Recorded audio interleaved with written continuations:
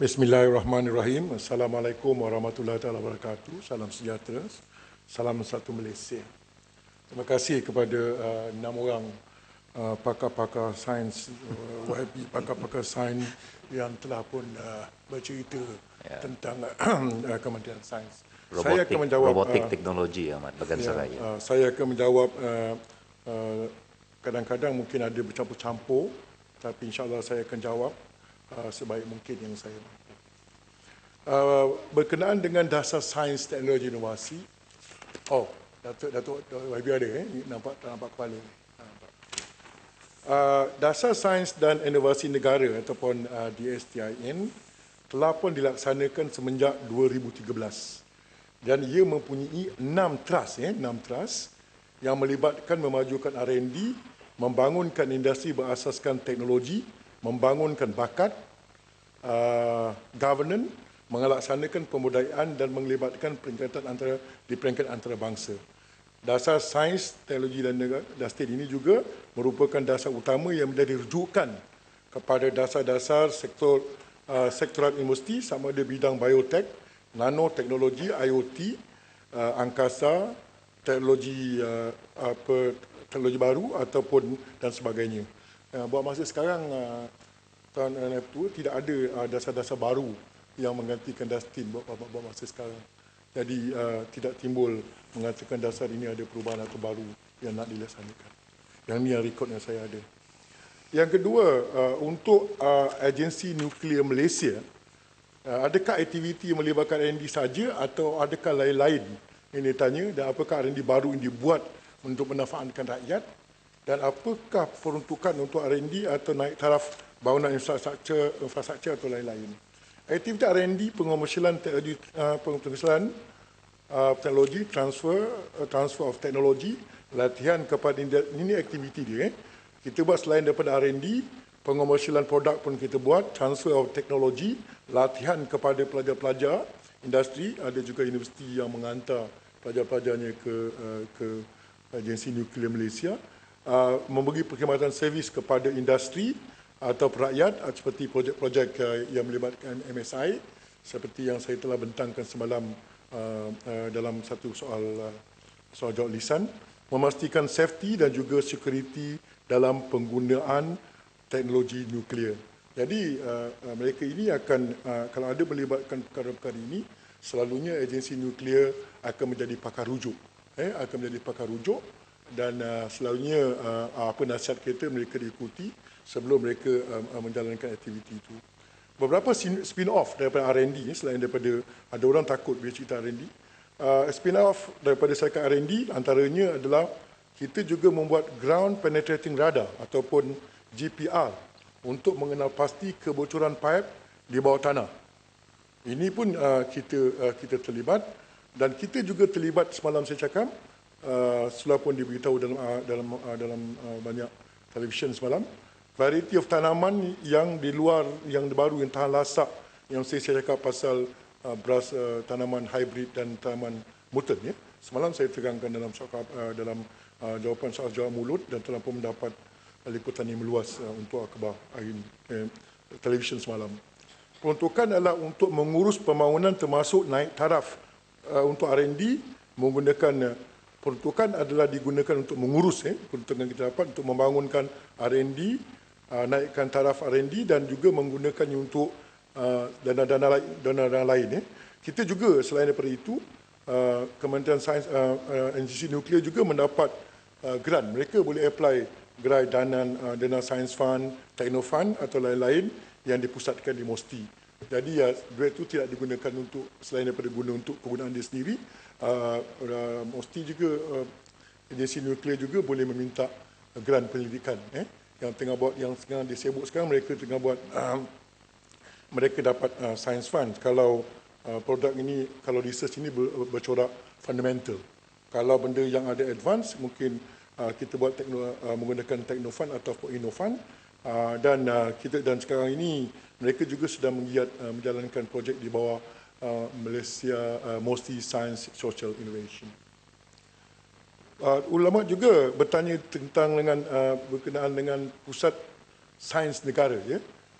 berapa hasil kutipan tiket di Pusat Sains Negara.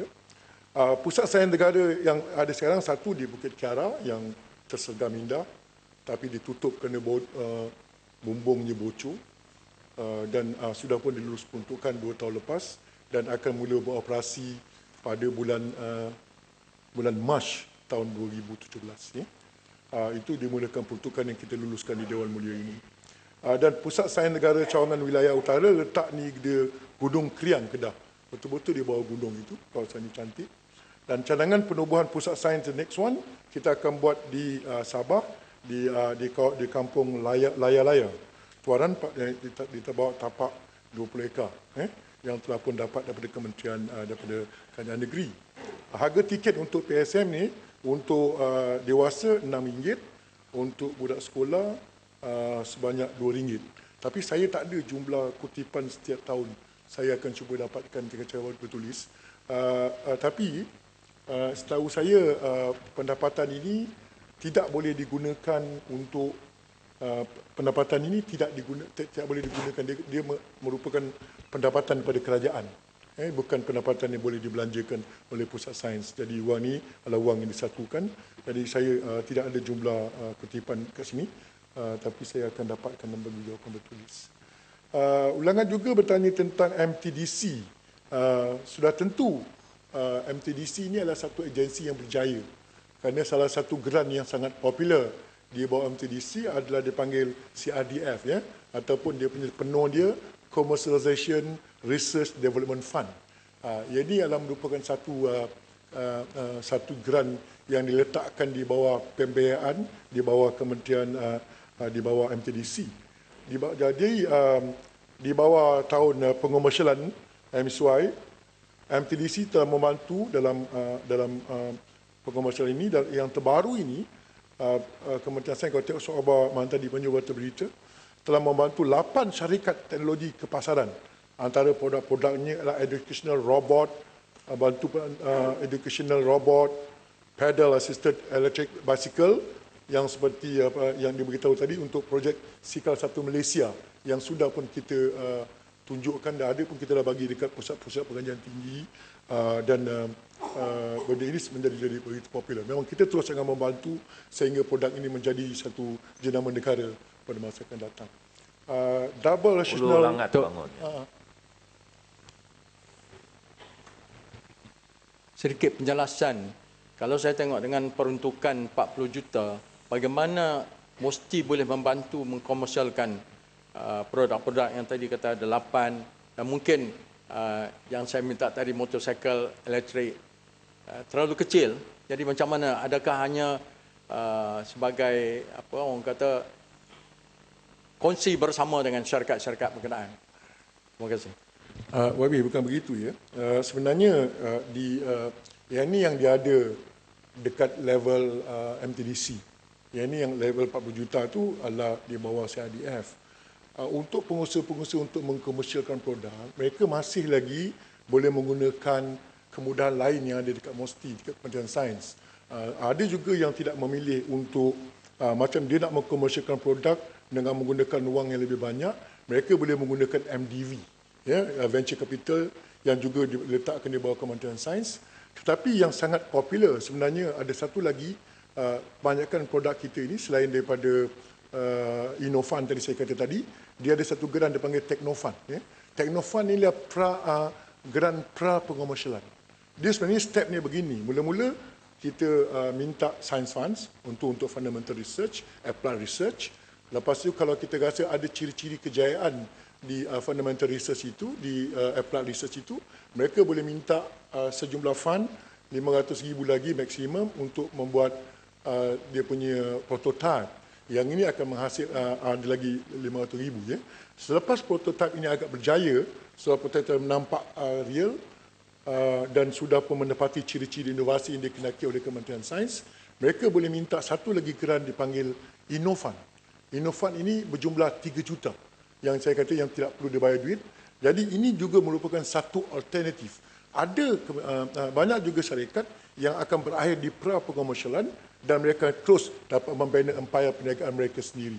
Tetapi ada juga kementerian, ada juga produk yang bila berakhir dengan Teknofund, mereka masih lagi belum sampai matlamat yang mereka nak, mereka akan bawa pergi ke CIDF. Mana tidak semua LAM begitu. Jadi wang 40 juta ni of course duit berapa banyak yang kita dapat tentulah tidak mencukupi, tetapi kita akan menggunakan kaedah sebaik mungkin supaya membolehkan grant ini dapat digunakan sebaik mungkin untuk menghasilkan produk berjenama negara yang memberi high impact pada kerajaan, pada negara pada masa akan datang. Ulangan juga bertanya berkenaan dengan SIRIM, iaitu jumlah 16.5 juta adakah untuk SIRIM atau agensi-agensi lain. Sebenarnya ada 6 agensi pembangunan standard. Jabatan standard. Ada tanya tadi jabatan standard. Dia tanya kepada jabatan standard. Sebenarnya YB, sebenarnya jabatan standard sudah tidak letakkan di bawah SIRIM lagi. Dia adalah agensi yang bersendirian. Jadi of course semua wang itu mereka akan berjalan secara bersendirian oleh jabatan standard. Jadi untuk 6 agensi pembangunan standard itu yang ada juga wang-wang sebahagian daripada wang tu, ada sebahagian daripada standard ni mungkin ada yang SIRIM yang buat, kita akan bayar. Malaysia Timber Industry Board, MTIB pun ada buat standard, kita pun akan bayar kepada mereka.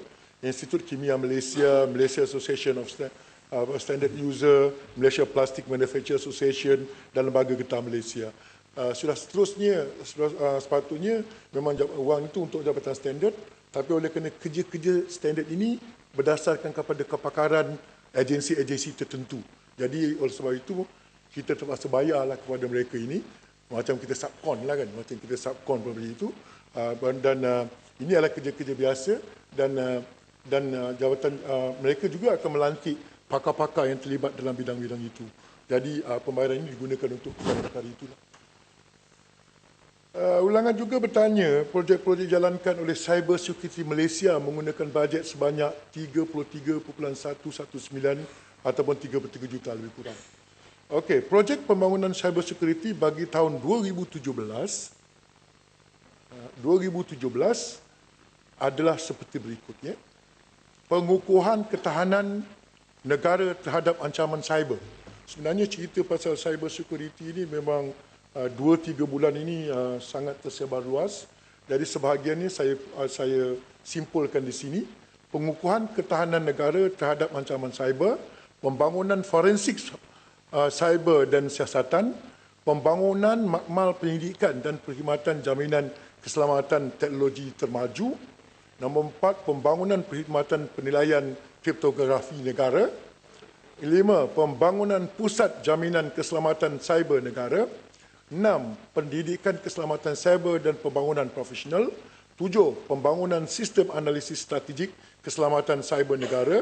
Dan keselamatan projek ini adalah untuk memperkasakan dan memperkukuhkan lagi keselamatan cyber negara. Cyber Security Malaysia merupakan pusat rujukan teknikal keselamatan cyber negara.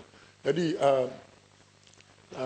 ini adalah satu tugas berat, tapi telah dapat dilaksanakan dengan baik oleh cyber security daripada cyber security, dan mereka telah menepati citarasa negara untuk menjadi negara maju dalam keselamatan cyber. Dan yang kedua, saya cuba tengok lagi ada kejap ulangan lagi. Jabatan Kimia Malaysia. Jabatan Kimia Malaysia seperti yang kita tahu, kita kata kita belanja mengurusnya 99.34 juta dan adalah lain-lainnya penjelasan. Jadi seperti biasalah kita tahu, Jabatan Kimia ini memang sentiasa menjalankan tugas-tugas tradisional mereka. Seperti belanja mengurus adalah untuk operasi dan pengurusan yang setahu saya dia melibatkan semua jenis ujian, dan mereka juga diminta hadir ke mahkamah untuk menjadi saksi kepada produk yang mereka jalankan ujian, termasuklah daripada PDRM, Kementerian Dalam Negeri, KKM, Custom, JPN, dan ini adalah merupakan tugas rutin mereka. Jadi kalau apa-apa pertikaian tentang produk, tentang bahan-bahan yang perlu dijalankan, sudah tentu Jabatan Kimia akan mewakili kerajaan untuk pengesahan produk. Ini adalah sudah tugas lama yang telah mereka lakukan dan mereka terus melakukannya. Dan mereka juga mereka juga melakukan ujian rutin, ya, walaupun ujian rutin seperti ujian air atau ujian makanan, ujian keracunan, ujian dadar. Ini adalah tugas-tugas yang mereka jalan semenjak asal ini. Ini adalah tugas Jabatan Kimia dan kita patut bagi pujian kepada mereka, dan mereka mempunyai cawangan seluruh Malaysia tentang kerja-kerja mereka ini. Mereka menjalankan tugas dengan profesional dan mereka selalu akan stand di mahkamah untuk menentukan kebenaran apa yang telah mereka lakukan. Status untuk CRDF dan dengan TAF, saya ingat Wabi tak tanya, ya. Ada tanya pasal TAF, tak ada? Wabi tanya. Mungkin ada orang lain tanya, tapi saya tak perasan. Stampin, CRDF. Oh, Stampin tanya. Oh, tak apa, saya tinggalkan ini dulu. Saya tak perasan itu ada. Pembangunan, Abi ada tanya, ulangan bertanya tentang pembangunan industri bioteknologi negara. Betul, ya? Okey. Bioteknologi, bioekonomi, development, dulu dinamanya bio, tak salah saya, dulu nama dia Biotech Corp. Kita telah tukar namanya kepada bioekonomi development, ya, Malaysia. Adalah agensi kerajaan yang telah diberi mandat untuk melaksanakan dasar bioteknologi negara ataupun NBP dan satu pelan induk 15 tahun daripada tahun 2005 sampai 2020. Ini adalah dasar kerja dasar bioteknologi negara. Dasar bioteknologi ini dilancarkan dengan visi peranan bioteknologi sebagai ejen ekonomi bagi memakmurkan negara pada tahun 2020, dan matlamat utama adalah untuk memastikan Malaysia sebagai penentu utama bidang bioteknologi di seluruh dunia, di peringkat dunia. Terdapat 3 fasa perkembangan yang perlu mereka lakukan. Fasa pembangunan kapasiti iaitu 2005 sampai 2010. Fasa sains kepada perniagaan 2011 sampai 2015, dan fasa membangunkan perniagaan 2016 ke 2020. Sehingga 1 September 2016, ya, ini antara yang Wabi tanya tadi berkenaan dengan kejayaannya. Sehingga 1 September 2016, jumlah syarikat yang berstatus BioNexus telah meningkat kepada 274. Syarikat dengan jumlah pelaburan yang diluluskan adalah 6.95 bilion. Sudah tentu, ini bukan duit datang ke Mosti, ini adalah pelaburan dalam bidang bioteknologi. Dulu saya pun confused juga. Dia tanya kata duit banyak ini melabur ke Mosti, bukan. Maksudnya dia melabur ke dalam negara. Selain daripada itu, syarikat-syarikat tersebut juga telah mewujudkan, meningkatkan peluang pekerjaan kepada 11,516 orang pekerja, di mana 3,805 merupakan pekerja mahir. Ini sumbangan tidak langsung dia kepada ekonomi negara. Antara komponen penting dalam dasar biotek negara, membangunkan biotek kebangsaan pertanian, membangunkan biotek penjagaan kesihatan, pembangunan biotek perindustrian. Fasa kedua, industri biotek telah mencatatkan, selepas itu dia telah mencatatkan real investment 11.1 bilion, revenue 52.2 bilion dan pekerjaan 84,153. Ini adalah sebahagian hasilnya kepada ekonomi negara. Saya juga ulangan juga bertanya berkenaan dengan syarikat-syarikat, penjelasan syarikat yang disediakan oleh LPTA. Syarikat-syarikat melibatkan radiografi industri, tolok nuklear, penjualan, sel penyinaran, kalau dia ada buat R&D dan pendidikan, pemasangan pengujian penyelenggaraan, mineral dan radioaktif semula jadi. Ini adalah bahagian-bahagian yang mereka contoh industri yang terlibat yang mereka terpaksa pantau adalah industri kilang elektronik, industri tayar, pertanian, quality control, minyak dan gas, pendidikan seperti kerja-kerja di Mardi, ujian tambang musnah, NDT, pensterilan selenggaraan dan kualiti kontrol seperti kilang membuat minuman ke seperti Coca-Cola dan semua, kalau ia menggunakan benda ini, mereka akan menjalankan pemantauan.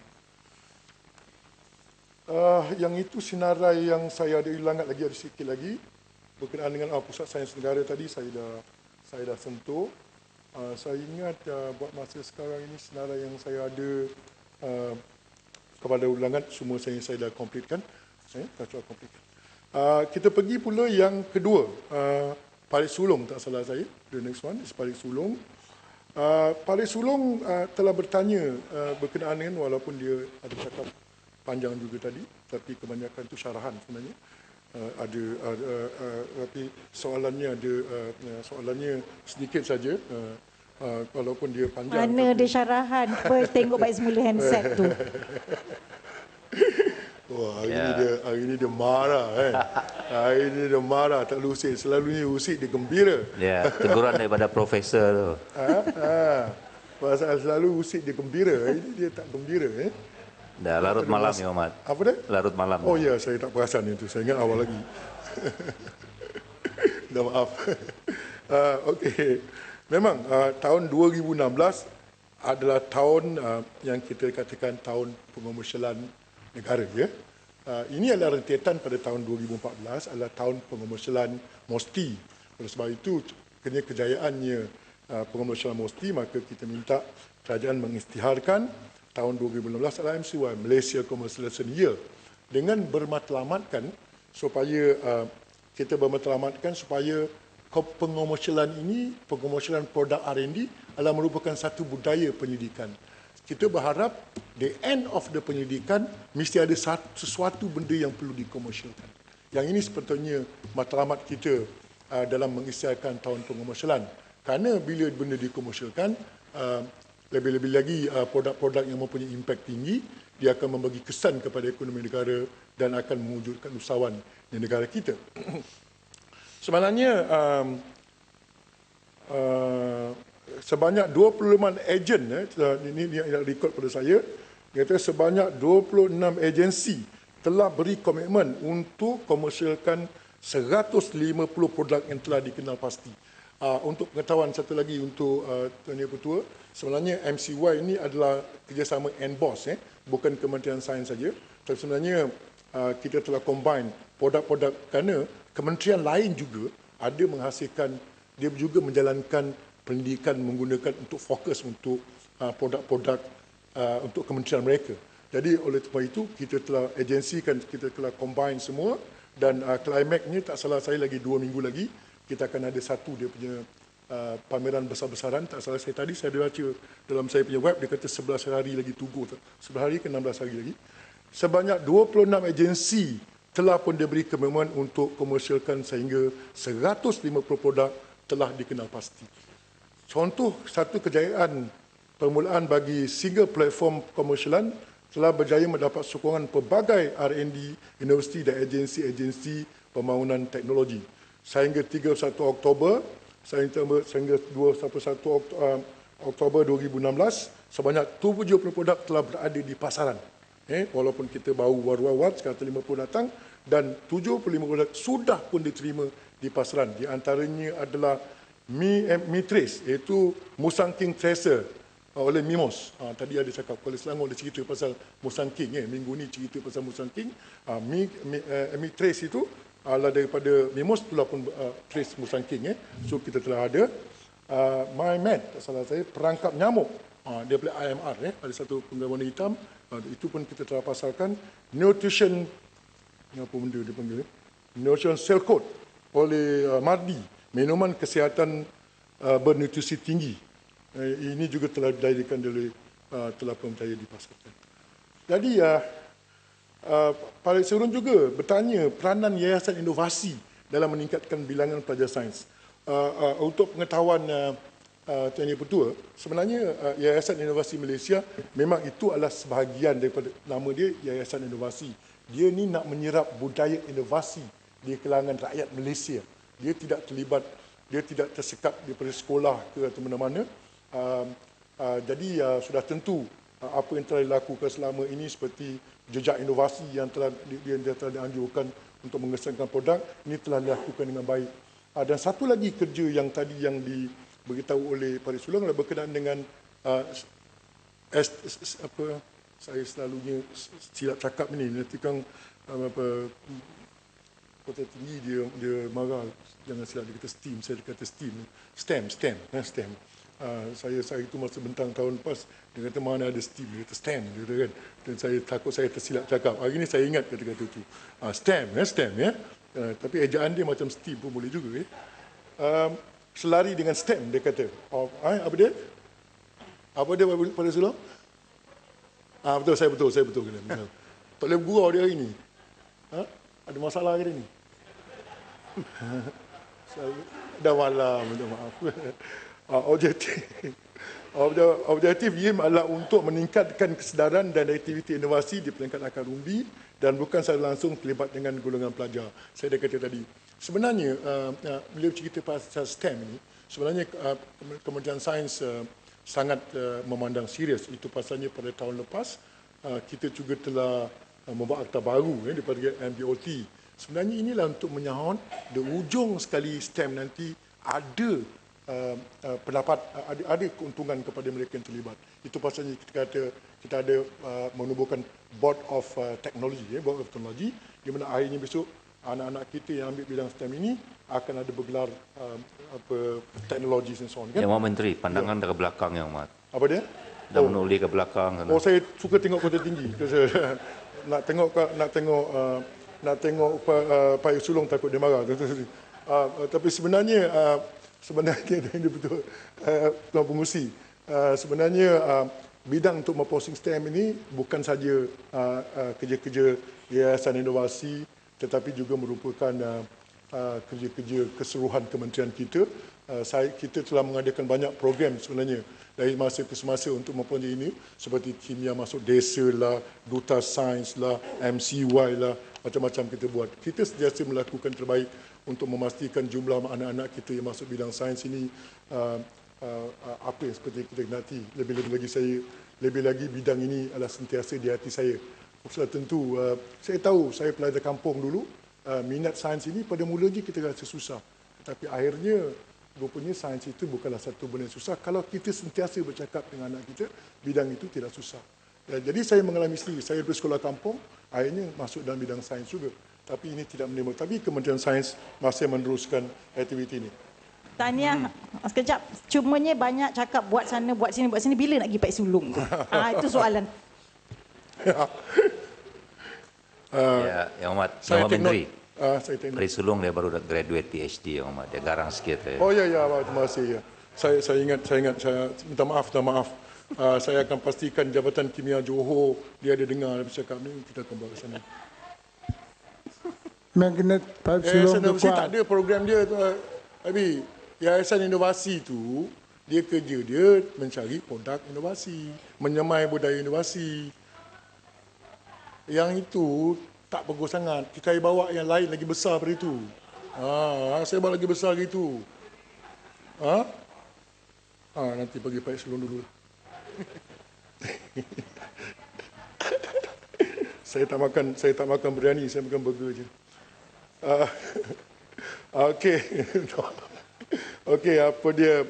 Pak Sulong juga bertanya program penyelidikan dan permohonan R&D tahun 2017, apakah bidang fokus utama penerima serta manfaat yang akan diperolehi dan bagaimana pemantauan dibuat untuk mengkomersialkan produk ini? Sebenarnya apabila pengurangan duit ni, Tuan Yang Pertua, sudah tentu kita terpaksa alih fokus sikit kan. Jadi kita akan fokus kepada nanoteknologi, IoT, cyber security dan robotik. Ini adalah sebahagian bidang utama yang kita akan tuju pada tahun 2016 memandangkan peruntukan yang berkurang itu. Dan kita akan dengan pengurangan itu 2017 bidang fokus utama seperti saya sebut tadi adalah jangka penerima akan berkuranglah. Dalam 2016 sebanyak 100 penerima. Jadi sudah tentunya akan berkurang. Manfaat produk servis berdasarkan 4 terutama akan dipasarkan di peringkat nasional dan global. Kerana di mana-mana orang bercerita pasal IoT sekarang, orang bercerita pasal nano, bercerita pasal big data, bercerita pasal robotik. Tadi pembedahan pun nak gunakan robotik. Jadi sudah tentu bidang ini akan merupakan satu keutamaan mesti pada tahun 2017. Pemantauan telah pun wujud di bawah jawatankuasa pemantau. Oh ya, tadi dia bertanya, Pak Juan juga bertanya, dia kata kalau produk ini kita bagi duit macam mana kita nak pantau dia kan. Sudah tentu kita ada, sebenarnya kita pembayaran walaupun kita bagi dia 3 juta tuan pengurusi, sebenarnya kita bukan bagi 3 juta terus. Kita akan bagi dia bergantung pada milestone. Milestone. Dia tiap-tiap satu milestone itu bila dia nak bayar, mula-mula mungkin dia bagi 30%. Bila dia nak pergi the next milestone itu, ada komiti pemantauan itu. Bila komiti pemantauan itu mengenal pasti kata masa dia minta next milestone ini kena bayar sekian banyak, baru dia bayar. Kalau dia dah achieve apa yang dia nak. Jadi sudah tentu pemantauan ini sangat ketat dan apabila mereka tidak mencapai matlamatnya mereka hendak the next milestone, kita tidak akan bayar dan kita akan ajar dia supaya sampai for the next milestone. So ini adalah kerja utama yang kita perlu laksanakan.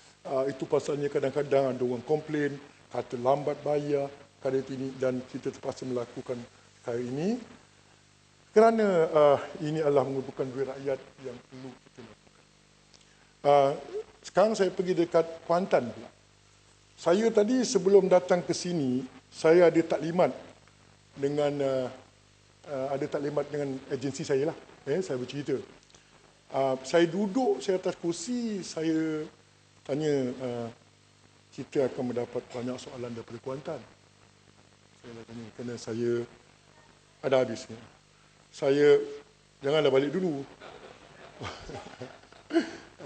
Saya, kalau tanya Kuantan tadi, itu pegawai saya kata dengan pegawai saya, jangan risau soalan itu. Kerana saya akan jawab jawapannya. Saya kata dia, oleh kerana jawapan itu panjang, soalannya detail, kita akan jawab secara bertulis. Itu yang saya cakap tadi. Tapi walau bagaimana, yang itu yang saya beritahu tadi lah. Kerana panjang, masuk-masuk betul soalannya panjang, very technical. Jadi saya ingat, saya akan minta pegawai saya menjawab secara bertulis. The next one, tak salah saya, bahkan slide. Kuantan bangun ya, Mat? Ya? Kuantan. Boleh. Terima kasih, Datuk Muzid. Takkanlah pegawai-pegawai yang berhormat Timbalan Menteri tak tahu berkenaan dengan bayaran daripada Liners kepada AULB? Mereka memang ada tulis dengan saya dan saya tak berhajat untuk membacanya. Kerana saya ingat lebih baik soalan ini dijawab dengan detail, dengan peraturan-peraturan itu dan ini. Kerana bila kita, kerana kita faham. Tapi jadual dia jelas dan pembayaran dia juga jelas. Dia ada lagi sub-sektor rayuan itu, rayuan ini yang saya tahu. Jadi itu pasalnya saya tak nak benda itu berlaku kesilapan. Ada sebenarnya tapi saya tak buat. Kerana dia ada lagi rayuan yang dibuat pada beberapa bulan. Apa tu kita belum macam ni, ada perbincangan. Benda-benda itu perlukan detail. Saya akan bagi jawapannya secara detail. Jangan risau. Saya tahu kenapa bayaran-bayaran itu begitu, saya tahu. Dan mereka pun ada tulis. Tapi saya tahu ada benda yang perlu kita detail. Sebab itu saya kata mesti bagi muka dekat Liners. Bukan masalah bagi muka, tapi kita adalah kerajaan yang bertanggungjawab kepada negara. Oleh sebab itu, kita bertanggungjawab kepada negara dan pada masa sama kita juga bertanggungjawab kepada rakyat kita. Tapi kita boleh tengok, logik sajalah jawapan YB. Kalaulah alat yang dipasang dekat muka pintu Liners itu sudah selamat, bacaannya rendah bawah daripada bacaan sepatutnya, sudah tentulah jarak 37 km lagi lebih selamat. Logik je. Takkan itu kita tak faham. Kita sebab itu yang berhormat, saya kata the issue of safety is not on radiation alone. Saya sentiasa bercakap berkenaan dengan radioactive waste management. Saya akan jawab. Tetapi pihak yang berhormat sentiasa berjawab berkenaan dengan sinaran. Saya ada jawapan panjang. It's always radiation. Saya tak nak baca jawapan ini kerana dan saya nak bertulis. Dan Menteri pun baru ni pun tak boleh jawab berkenaan dengan PDF. Pasal apa selama ni kalau kita bercakap pun, ulang. Ya, sebab you never answer the issue of safety dan aspek radioactive waste management. Kita akan bagi jawapan ini bertulis kerana ada data-data yang kita perlu bagi. Saya tunggu, jangan tunggu sampai habis sesi. Oh, itu terpulang kepada kita bila nak bagi.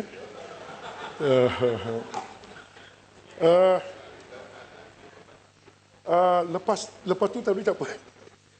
Lepas YB tadi, Kuantan dah selesai. Banyak pula kertas Kuantan ni saya dah tahu orang bawah. Dia kata sini. Kenapa bagi muka? Bosok jawapan ini. Tapi saya tak bagi muka lah. Stampin Oh, Stampin dah last tadi kan. Stampin yang banyak tadi. Nanti saya tengok ulang nak campur lah. Oh, Bagan Serai. Bagan Serai. Pelajar mengambil sains, teknologi dan engineering. Sebenarnya kita sangat aktif perkara-perkara ini. Sangat aktif. Memang sangat aktif. Kita boleh katakan sepanjang tahun kita mempromosi sains ini. Of course, YB pun tahu. Ini bukan kerja Kementerian Sains saja. Ini adalah Kementerian kerja Kementerian Pendidikan. Yang ini, dia balik dah. Kementerian Pendidikan, Kementerian Pendidikan Tinggi dan Kementerian Sains. Sudah tentu ini adalah merupakan tugas utama kita. Tapi bila bercerita tentang, saya tengok tadi YB beria cerita pasal pembedahan dan sebenarnya, ini kalau ia merupakan satu inovasi kepada kita, sudah tentu seperti Kementerian Sains ini adalah satu kementerian yang membagi bantuan kepada mereka yang nak menginovasikan sesuatu metod kepada negara. Jadi kalau ada orang yang nak buat benda itu, yang tak ada lagi orang buat, sudah tentu kita akan membiayai kerja-kerja ini dan kita boleh buat bantu sehingga mereka dapat digunakan sampai itu. Bila benda itu dah berakhir di situ, terpulanglah kepada Kementerian Kesihatan pula untuk menggunakan kaedah ini untuk dipraktiskan dan seterusnya. Jadi ini adalah sebahagian mesti melaksanakan pelbagai inisiatif untuk memupuk, membangunkan atau menggilap bakat-bakat sains. Program Duta Sains telah berjaya menghasilkan 56 duta sains yang memupuk minat di kalangan pelajar. Pertandingan National Science Challenge NSC telah menarik minat lebih 15,000 pelajar menengah setiap tahun. Yang ketiga, Inquiry Based Science Education IBSE yang kita ajar kat sekolah memupuk minat pelajar melalui pembelajaran yang menarik dan hands-on. Bagan Syarah juga bertanya tentang sains tadi. Mesti giat menyelesaikan masalah ini dengan silap kota tinggi, STEM Action Plan. Kolaborasi bersama Kementerian Pendidikan dan Pendidikan Tinggi. Plan ini melihat pembangunan bakat STEM by design and not by the chance. STEM Training Center usaha mewujudkan pusat ini ialah untuk meningkatkan skill dan keyakinan guru-guru untuk menduduki STEM. Dengan adanya kualiti guru yang tinggi dapat menghasilkan pelajar yang minat kepada STEM. Saya ingat itu, kita pergi ke Kuala Selangor, dia kata IoT, sejauh manakah keupayaan IoT? Oh, kita memang berjurus budaya IoT ini dengan baik. Supaya tuan-tuan, supaya YB semua tahu, IoT ini punya advance yang kita dah jumpa sekarang ni, ada segelintir, ada pendidik tu dia beritahu, dia kata kalau kita tanam pokok, IoT ni sampai tanam pokok ni, kalau kita hari ni kita bagi dia baja, besok dia beritahu kata, aku ni kekurangan natrium tau, kau bagi bukan baja kalsium, sampai boleh bercitu sekali. Kita juga membiayai pendidikan itu. Kita boleh, pasal pokok pun dah boleh bercakap, dia program ke pokok tu, bangun pagi-pagi, besok kita sembuh racun, kita sembuh dia bagi baja, on komputer, silap aja. Saya sebenarnya nakkan natrium, bukan kalsium. Sampai, bukan macam-macam. Sampai begitulah kita sponsor projek. Jadi sudah tentu IoT memainkan peranan yang penting. IoT adalah sistem berasaskan internet, sensor, perisian dan perkekasan elektrik yang boleh bercakap each other. Dia boleh talk, we can talk. Alat-alat pun boleh talk sekarang ni.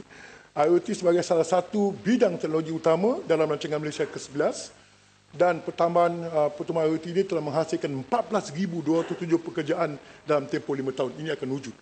Berdasarkan kepada National IoT Strategy yang mana Roadmap 2015 yang ditelajui oleh MIMOS, teknologi IoT di Malaysia memperoleh tahunan sebanyak 95 bilion menjelang 2010 melalui inisiatif ekonomi ETP, GTP, Digital Malaysia dan Digital Lifestyle Malaysia. Saya ingat Stampin, habis Stampin pula. Kita pergi Stampin pula. Stampin ni dia memang minat bidang sains daripada satelit sampai ke mini satelit sampai beberapa projek. Saya ingat satelit mungkin saya ada satu jawapan seronok tadi. Saya tengok tadi Stampin dia bercerita pasal roket ni. Pasal roket. Sebenarnya tahniah lah. Memang kita pun semalam sok khabar. Sebab dia parti roket. Tuan Yang Pertua, Yang Pertua, saya ingat memang dia memang minat benda ini, dan saya mendapati memang kita membantu perkara ini. Saya tengok ada satu nelayan tadi, cerita pasal semalam waktu berita semalam esok khabar. Tak salah saya, kita adalah satu sekolah daripada Langkawi. Tak salah saya telah memenangi satu award Asia Pasifik berkenaan dengan sistem pelancaran roket ini. Ini menunjukkan kata Kementerian Sains melalui agensi-agensi sangat menitik berat bidang ini. Kalau kita merasakan ini adalah satu keperluan, sudah tentu kita akan membayai kerja-kerja pendidikan dan akan membantu sekolah-sekolah untuk menjurus ke arah itu. Menerusi amateur rock dipanggil amateur rocketry di kalangan golongan muda, betul Okey, tambahan mesti juga turun padang melalui Young Scientist Network. Akademi Sains Malaysia menjalankan pendidikan mengenai rocketry di peringkat sekolah, di mana saintis muda dari universiti-universiti tempatan memberi pendedahan penyelidikan ringkas dan awal berkenaan dengan teknologi roket di pesta-pesta sains dan juga di sekolah-sekolah dan mengadakan demonstration. Inisiatif pembelian peralatan amateur roket. Teknologi roket merupakan satu teknologi bersati tinggi dan berkait rapat dengan aspek ketenteraan. Ini benda penting. Pembelian peralatan yang spesifik sukar disebabkan International Traffic in Arms Regulation atau ITAR yang mengawal ekspor dan import barangan produk teknologi angkasa ketenteraan. Malaysia tidak termasuk di dalam misal teknologi control regime atau MTCR. Kesekurangan membawa masuk peralatan ini adalah agak sukar, dan penyelidikan berkaitan dengan bahan-bahan roket, bahan bakar dengan industri, penyelidikan berkaitan dengan bahan bakar roket juga bekerjasama dengan Nottingham University untuk mengatasi masalah ini yang kita telah lakukan. Yang Berhormat, kalau saya tanya sikit. Terima kasih Yang Berhormat, terima kasih Datuk Pengerusi. Saya faham atas restriction daripada ekspor daripada negara contohnya US. Bagaimana kalau amateur roket ini bahan-bahan itu dibuat di Malaysia? Adakah kerajaan boleh benarkan supaya rakyat biasa juga boleh mencaburi amateur roket kalau dibuat di Malaysia? Terima kasih. Seperti yang saya tekankan tadi, Yang Berhormat, kalau benda ini tidak bertentangan dengan undang-undang antarabangsa, ini adalah merupakan satu benda yang kita galakkan di Malaysia. Jadi kita akan membayai di bawah projek inovasi, itulah pasal wujudnya Kementerian Sains ini. Apa saja produk yang berunsur inovasi, kita akan membayai penyelidikan untuk memperoleh peralatan itu. Kita bagi dia grant di bawah Innofund. Terima kasih. Maksudnya kesimpulannya, jika ada satu kilang atau syarikat baru yang didirikan dan membuat alatan amateur roket, boleh dibenarkan? Oh, yang itu bukan lesen, bukan di bawah kita, ya. Saya ingat bolehkah kerajaan benarkan di negara Australia? Itu saya kena rujuk ke kementerian lain. Saya tak tahu sebenarnya itu tugas kementerian saya atau tidak dalam menguruskan. Kalau boleh saya mendapat jawapan. Saya ingat kita kena refer. Saya tak ada data ini. Jika penerokaan amateur, penerokaan amateur roket di kalangan golongan muda angkasa dengan kerjasama Universiti Tempatan, UTM dan Nottingham University menjalankan pendidikan berkaitan dengan teknologi solid roket dan bahan bakar roket secara berterusan di bawah Technofund dan Science Fund, serta usaha sama dengan agensi kerajaan seperti Strike. Jadi setakat ini angkasa tidak mempunyai peralatan dan dana khusus untuk melaksanakan aktiviti itu, dan mereka bolehlah menggunakan dana-dana yang sedia di Kementerian Sains. Saya ingat Tuan Yang Pertua, itu saja yang dapat saya jawab kali ini. Sekian, terima kasih. Assalamualaikum warahmatullahi wabarakatuh. Terima kasih Yang Berhormat. Hadirin Yang Berhormat, masalah ialah bahawa wang sejumlah RM586,190,000 untuk Kepala B30 anggaran perbelanjaan mengurus 2017 jadi sebahagian daripada jadual hendaklah disetujukan. Hadirin yang bersetuju kata bersetuju, yang tidak bersetuju kata tidak. Lebih suara yang bersetuju. Kepala B30 jadi sebahagian daripada jadual. Masalah ialah bahawa perbelanjaan di bawah Kepala P30 anggaran perbelanjaan pembangunan 2017 diluluskan. Hal-hal yang bersetuju kata bersetuju, yang tidak bersetuju kata tidak. Lebih suara yang bersetuju. Perbelanjaan di bawah Kepala P30 jadi sebahagian daripada rang undang-undang. Majlis bersidang semula sebagai majlis mesyuarat.